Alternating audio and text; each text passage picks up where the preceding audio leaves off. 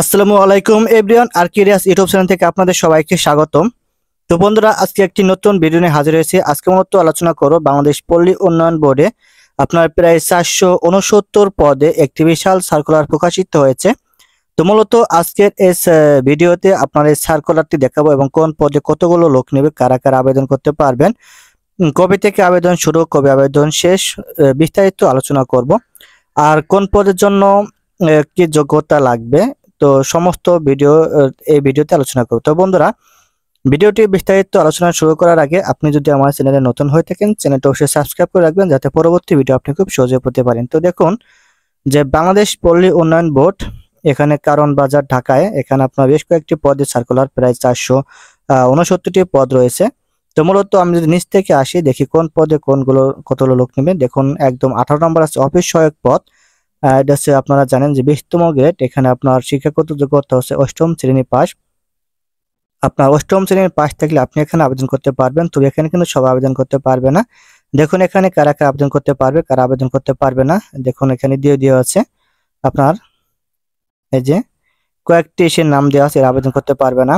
ফরিদপুর, গোপালগঞ্জ, মাদারীপুর, শরীয়তপুর, টাঙ্গাইল, রাজবাড়ী, সিরাজগঞ্জ, গাইবান্ধা, কুড়িগ্রাম, বরগুনা, বরিশাল, পটুয়াখালী, পিরোজপুর, বান্দরবান, চাঁদপুর, কুমিল্লা, ফেনী, চুয়াডাঙ্গা ও নড়াইল জেলা ব্যতীত অন্যান্য সকল জেলা আবেদন করতে পারবে। তো বন্ধুরা বুঝতে পারলেন এখানে যে কটা আহ, জেলার নাম বলা হলো, এই জেলা বাদে বাকিরা সবাই এখানে আবেদন করতে পারবেন। দেখুন এরপর হচ্ছে আপনার 17 নম্বর স্টোর কিপার।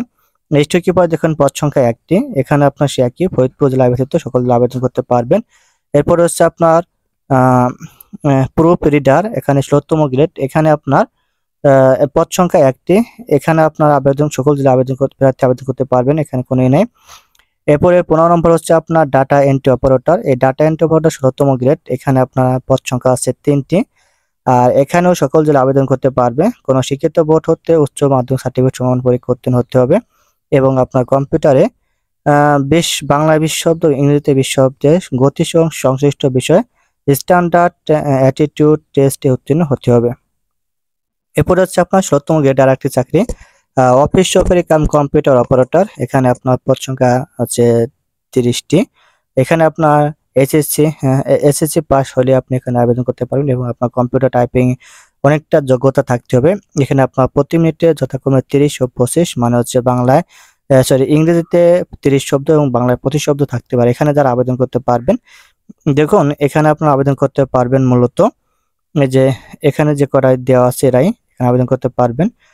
মাদারীপুর, মানিকগঞ্জ, মুন্সিগঞ্জ, তারপর হচ্ছে ময়মনসিংহ, জামালপুর, সিরাজগঞ্জ, কুড়িগ্রাম, লালমনিরহাট, নীলফামারী, রংপুর, বরিশাল ও বাগেরহাট জেলা ব্যতীত অন্যান্য সকল জেলায় এখানে আবেদন করতে পারবেন।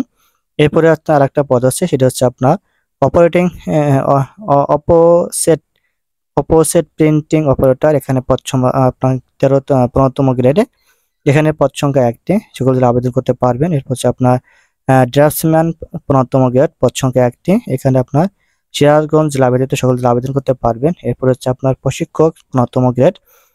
এখানে আপনার উচ্চ মাধ্যমিক স্কুল সার্টিফিকেট চেয়েছে, এখানে সিরাজগঞ্জ জেলা ব্যতীত সবাই এখানে আবেদন করতে পারবেন। এরপর হচ্ছে আপনার steno typist cum computer operating 14তম গ্রেড। এখানে 7 জন পদ সংখ্যা।